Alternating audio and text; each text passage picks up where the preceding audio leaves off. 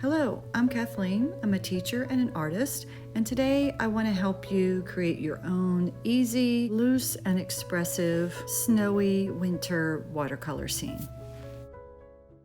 I pre-wet my watercolor paper, and now I'm taking a wide flat brush and some dark blue paint, and I'm just really loosely drawing in some pine trees. So as you can see, what I'm doing is I'm just really kind of making a triangle, and I'm angling my brush back and forth to create sort of the beginnings of the shape of the tree and the way the branches come out. And I'm just really tapping my brush. Because my paper was wet to begin with, my original layer is very faded and it bleeds out. I'm adding a little bit of shadow underneath my trees with the blue, and I'm also adding a little bit of blue to the sky. And the reason I started with such a large flat brush is I wanted my background and my first layer to be very, very loose and expressive. Now I'm taking a smaller round brush and I'm going back over my original layer. I'm painting sort of the trunk first, and then I'm just pulling some of that paint out to the edges to create the tree branches. I'm moving very quickly. I'm not really focusing on one tree, but I'm moving back and forth in between the different trees. Now I want to start adding some more detail, so I took an even smaller round brush, and I'm just taking my brush and sort of swooping out from the center to create the branches. I'm not using a lot of paint on my brush, and it's just giving me a little bit of texture. This is called a dry brush technique. And I'm just continuing on. I usually start with the center of my tree first, and then I add my branches. And even though I am continuing to work individually on each tree, I am still going back and forth and moving in between the trees. And the reason I do this is because I feel like it just gives me a little bit more of a loose look to my paintings. If I just really focus on one portion of my painting, I get way too intense and I overwork it. So that's why I like to move back and forth in between my trees.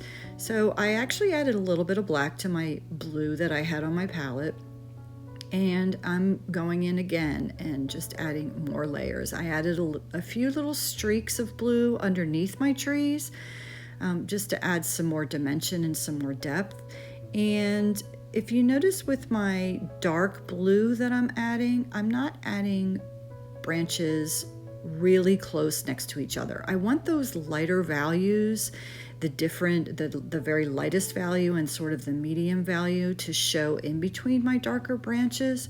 So that's why I'm kind of skipping in little spots and leaving some different areas open so that you can see those lighter values in between. One of the things I really love about watercolor is the fact that you can layer and you can still see those layers underneath, because watercolor is a transparent medium. I also work a lot with acrylic paint, which I really love as well, but you don't get to play with that transparency as much. I felt like I had a little bit too much white space in the center, so I decided to just add a really light faded tree sort of way off in the distance. And what I did was I painted my paint on. I actually went over it with a little bit of water, and then I tapped it with my paper towel. And this is called lifting, and what that does is it just lightens it up and makes it look like it's much farther back in the distance. So I'm going back again and just continuing to add some darker values towards the center of the tree, towards the base of the tree. And I'm just playing at this point and just moving some paint around and just seeing what different kind of marks I can get with my brush. I also really love watercolor in that you can get a lot of different types of brush marks. You can get very solid, very light wash, the dry brush, like I said earlier. And you can also do what's called spattering, where you take your paint that's in your brush and you tap it on top of another brush, and it will create dots all over your paper. I felt like I needed some snow on my painting, so I decided to use some gouache paint. This is white gouache paint. You could use white acrylic paint if you have that.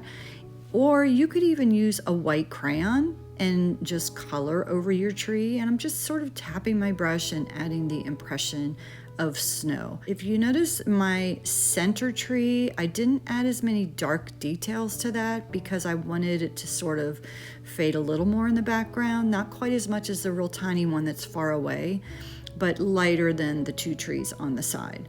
So if you're new to my channel, I specialize in working with aging adults, and I really try to focus on the therapeutic benefits of creating art. I like to create really loose, beginner-friendly paintings that anybody can do, and I really want this to be a relaxing and meditative almost type of experience. Painting and creating any kind of art is very therapeutic and it's very good for your mental health.